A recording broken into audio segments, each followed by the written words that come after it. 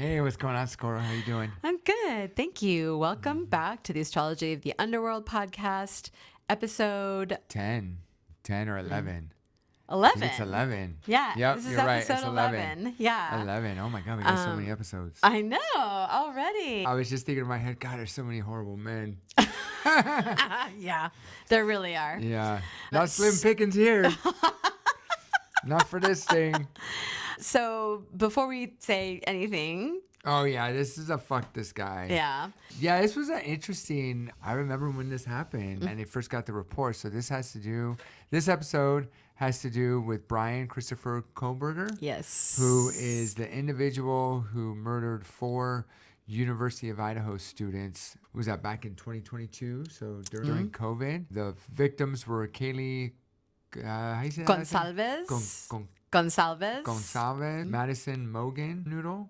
Yeah, very interesting name. Yeah, Zaina Kernodle. Zaina Kernodle, okay, and Ethan Chapin. I hope I'm pronouncing that. There were 6 of them living in a house, and 2 of them survived. At the time of the murders, he was a PhD student completing his first semester at Washington State University in Pullman, Washington.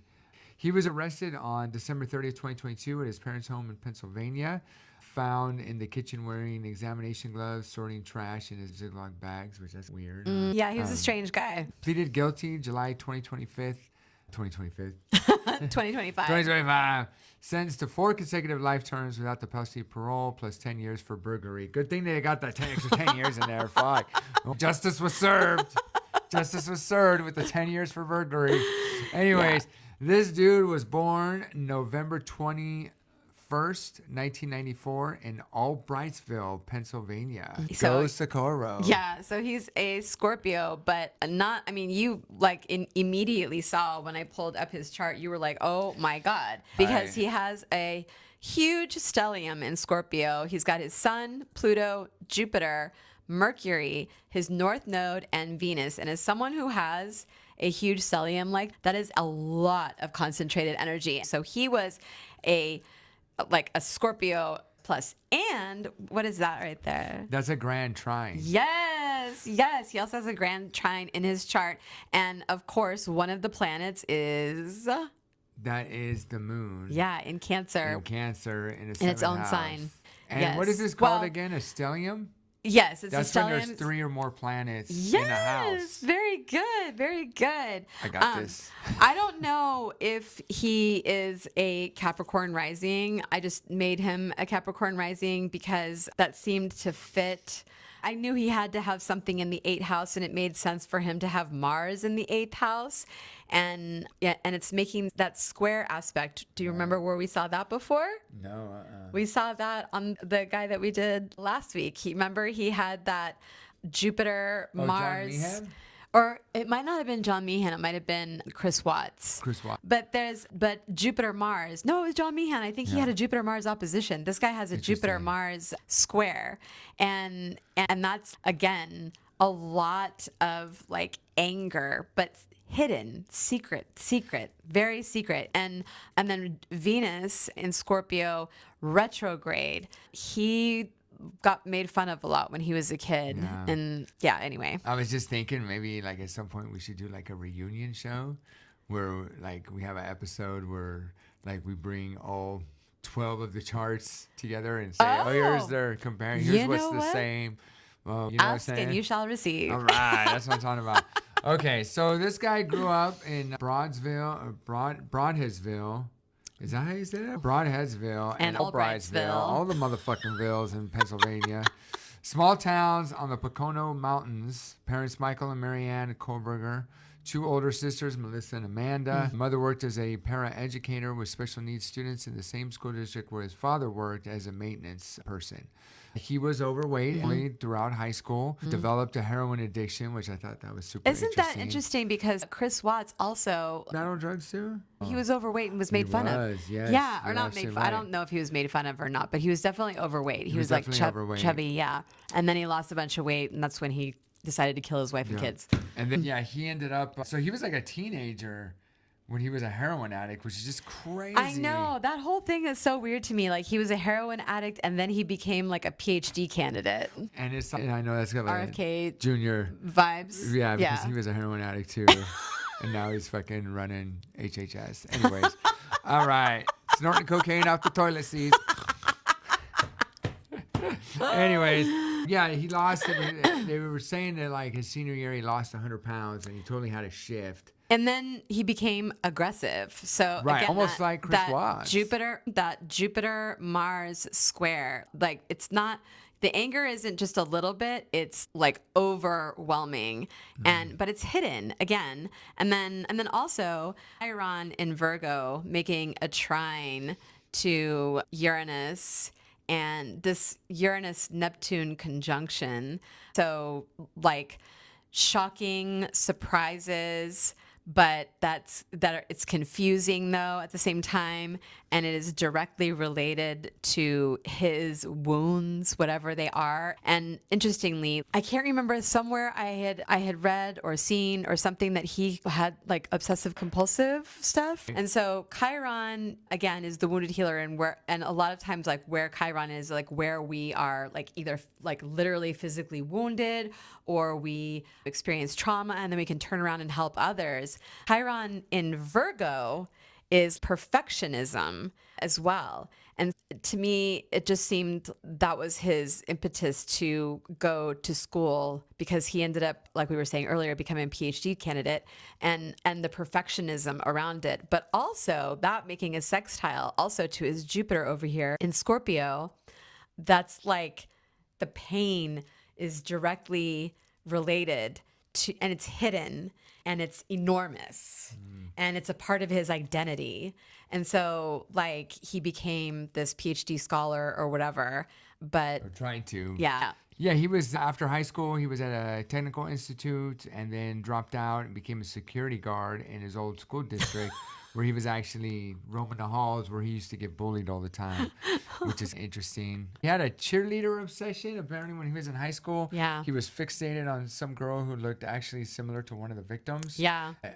Maybe it was like some rejection that never really left Yes, the Chiron. Yep, that's what I was saying. The wounded healer, right? Yes, yeah. He got wounded, and I think that's where he started to feel like because if you look at Chiron right there in Virgo is sextiling Jupiter, but what else is making an aspect to Jupiter? Mars right there. And then what else is making an aspect to Jupiter? This is another T-square. Saturn right there, right? The wet blanket. And that is trining Moon. So it's T-square again? Oh, see how there's a square there and a square there? This line's really faint. Okay. But it's there. Oh, yeah, I see it. There's a square from his Saturn to a loose square from his Saturn, more to like his Sun, Pluto, but also Jupiter as well. Interesting. So yeah, there's a lot of like structure and perfection. And that's another reason why I made him like Capricorn rising as well. Right here, Saturn rules that. And that is making a direct trine to his Chiron. So it's a part of his identity. Maybe with his like structure, you said he's like pro-structure. People said that he was like OCD, right. Like he had OCD, like real OCD. So this was interesting that he got his A degree in psychology, then a bachelor's in psychology, then a master's in criminal justice. And it was like, and then he was going for a PhD, and it's just so weird that he's studying the thing that he became. And he ends up just like killing these people. Again, like Chiron there in Virgo in the 9th house. The 9th house is like higher levels of education, university level education. My Chiron is exactly right there, but it's in Aries, not Virgo. Almost at that degree, but it's in Aries. And don't you feel like I've had Aries energy for the past 6 years all around like scholarly energy? So imagine if it's not in Aries, it's more like in Virgo. Everything has to be perfect. Everything has to be perfect. And what that ends up doing is it ends up, a lot of times people with a lot of Virgo on their chart, it ends up making them feel like they're never going to be able to be good enough, and it can push them into a depression because the standards are too high. And then does that make them always like want to get this degree, that degree, this degree. No, I can't say that about all Virgos. Not necessarily a degree, but just perfectionistic in whatever it is that they choose to do. Whether it's an office manager, I had a Virgo working for me as an office manager for a while. You knew that person, and that person could not stand it when someone else would come in and make a mess, like drove her bananas. But anyway, yeah. And then he has that Saturn moon trine right there. That's a part of his grand trine. Remember, the ancients said that grand trines were evil. They're not evil in the sense that it makes a person evil, but it makes it so that things come very easily to him. And then another thing too, Chiron and Virgo is about the physical body. Virgo is very much about the physical body, and he murdered 4 people. So a lot of people said he was quiet, intense, academically gifted, but deeply odd. The classmates called him an oddball. He'd get angry with friends. He would gaslight them, become physically aggressive. Built an identity around institutional legitimacy. Mm-hmm. So he's probably like, hey, I'm better than you guys because I got this degree, I got that degree. Mm-hmm. Psychology, criminal justice, criminology, PhD, teaching assistant. How weird would that be to, like, you're at a school and you find out that the person that's teaching you fucking just randomly murdered 4 people. I thought about that actually, because I'm in school right now, and so we have like student teachers and stuff. And I had a few student teachers at Berkeley. I could not imagine if one of them, if I found, I'd be like, what the hell? Especially you're like going to like their office hours for help and stuff. Yeah. And it's fuck. Yeah, what you were saying earlier about the cheerleader thing. He has some weird browsing history of Ted Bundy and stuff, which sounds strange. But I don't think it was strange because of what he was studying. So the obsession, the stalking. So Kohberger's cell phone connected with cell towers near the victim's house at least 23 times between 10 p.m. and 4 a.m. over 4 months before the murders. So he had been stalking them for a while. He was doing the Joseph James D'Angelo thing. You know what? It was almost like he was trying to take what he learned and apply it. Okay. Yeah. If I'm doing all this stuff, can I still get away with murder if I'm not leaving the evidence that they need? I just also wonder like how desensitized one would be. Honestly, I'm like looking at his chart, it just feels very sterile and angry. And that's what he had this OCD. He would try to egg people on with violence. And I just wonder like how much our society is desensitizing men so that they just feel like, I'm studying it. Maybe I'll try doing what one of my subjects has done just so I can see what happens. Yeah, maybe. But then I just always think there's just men out there that do that shit. Yeah. From the dawn of time. Yeah. You know what I'm saying? We have this like idea that we live in modern times and that when a guy kills 4 young people, you just be so shocked.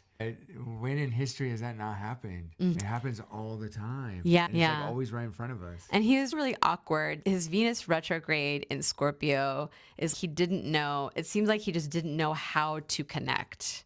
He didn't know, I guess he would like call women or try to like date them and they would just be repelled by him. He looked hella creepy. He wasn't like handsome or anything. Not to say he couldn't be a nice guy and not handsome, but he looked like especially as he's gotten older in videos, he's a hunchback, but he's like super tall and he's just like one of those guys who doesn't have a straight back. It's like kind of hunched over a little. Yeah, insecure. I think that's another thing. He's insecure. And he also has a square from his Saturn to Lilith in Gemini, like confusion around structure and communication with deeper parts of women, which he just couldn't get to because nobody would let him get past a certain surface conversation. I don't think he was very well liked. The more like institutional degrees he got, the more cocky he was. I know better than you because I have this degree or whatever. Yeah. When I was reading that stuff too about him trying to like egg people on to be aggressive with him, I was like, that's just not Scorpio energy at all. But his Mars is in Leo. Leo energy look at me. Yes. Right. Yeah. And so that's his insecure man thing right there. Yeah, and he would be able to come out of his shell, so to speak, when he would get angry. Yeah, he was probably because he was bullied a lot. Yeah. That's something that built up, and I think that he was, yeah, he just was fitter and got these degrees, maybe felt more confident, and was like, okay, fine. Yeah, that nobody could ever figure out a motive. No Is one that could ever weird? figure out why he did And this. he never said, I just did it because I just wanted to do it. No, and the speculation was that these girls reminded him of girls that he went to high school with, and the rage was just like, it was secret and it was underneath the surface, and like he wanted to have power over them, and he became obsessive because Pluto Scorpio energy is like obsessive, right? And then it's a part of his identity. And so, and the planet that it's ruled by is also there. So it's this energy times a million. It looks like a bomb about to go off. But again, and then as always, mommy issues. He didn't know how to be relational. His moon in Cancer. So again, another planet in its own sign. That is like, that energy is even more concentrated. Something around his relationship with his mother, and it having to do with wounds with his ability to have relationships with other people if he is a Capricorn rising, because that would put his moon in the 7th house, right? So 7th house is relationships with other romantic relationships. So there's something about maybe his relationship with his mother that didn't like help him to be able to like talk to women. So with the murders, Kaylee and Madison came back home late from a bar on the 12th, and the other two, Zaina and Ethan, had been at a fraternity party. By 2 a.m., all four were home. Kohberger entered the house in the early morning hours wearing black clothing and a ski mask, went to the third floor first, stabbed Kaylee and Madison as they slept. He left a K-bar knife sheath next to Megan's body. The DNA on that sheath would eventually bring him down. It's almost like he wanted to get Which is weird to me because of all of this OCD energy, but maybe like the emotional part of it or the adrenaline or whatever it was. Yeah, anyway, sorry, go ahead. And then Zaina was still up, and she had ordered DoorDash, and she was at the floor below, and they crossed paths because I guess this was like a pretty big place. And he killed her and then killed the boyfriend, Ethan, who was sleeping in her bedroom.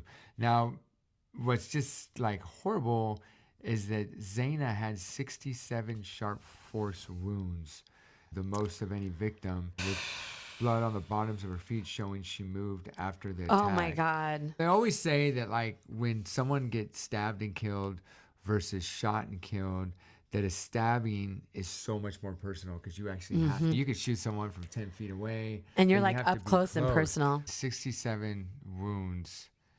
That's like a lot. Yeah, and you have to be really angry, which would make sense with his chart because that Jupiter Mars square in Leo. Yeah, there must have been something about that was like releasing some of that energy from his childhood wounds about being made fun of or no girl ever liked me, and he was probably like, I'll show you. Right? Yeah. Absolutely. And yeah, I guess when he got back to school, he just had some changes in behavior. After the killings, a classmate had noticed large scratches on his face, resembling fingernail marks. And he had said he had been in a car accident. And then he drove back home to Pennsylvania. And there's a scene where he actually got a speeding ticket.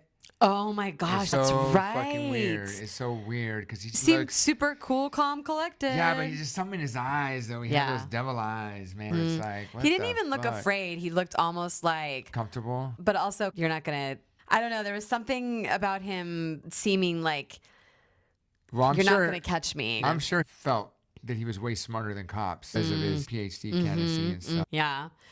So he got found guilty and sentenced to 4 consecutive life terms. He is in Idaho, a maximum security institution in Kuna. He requested a transfer alleging threats of sexual assault from other inmates. I'm gonna make you my boy, bitch.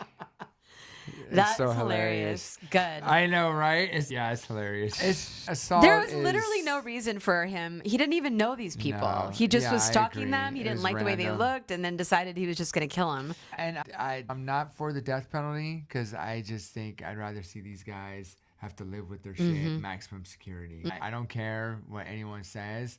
Oh, they get to eat 3 times a day and they lift weights. Dude, being in prison fucking sucks. Yeah. There's no good you size can't to eat it. what you want to eat. You'll never be able to. It's disgusting food that you're going to be. And you're not going to be free. Yeah. You know what I'm saying? Anyways. Yeah. He studied death. He wrote papers about crime scene processing. He thought he understood the underworld. Dude, that stellium's like insane. Yeah, it is. It's really. Okay, here comes Uncle Chris. If I saw that, I'd be like, dude, if anything, something's going on there. You need to figure that shit out before you say yes. No, but I know other people who have really large stelliums and a grand trine, and they're the most lovely human beings in the world. Oh, yeah. I'm not saying that they're bad. I'm just saying you see something like that. Once again, what are they expressing? Yeah. I'm never ever saying that they have a stellium and that's bad. I'm just saying you need to figure that shit out. Yeah. If something's going on there, it could be good, it could be bad. Yeah. Yeah. And in that's this true. case, I think it was bad. Yeah, you're right.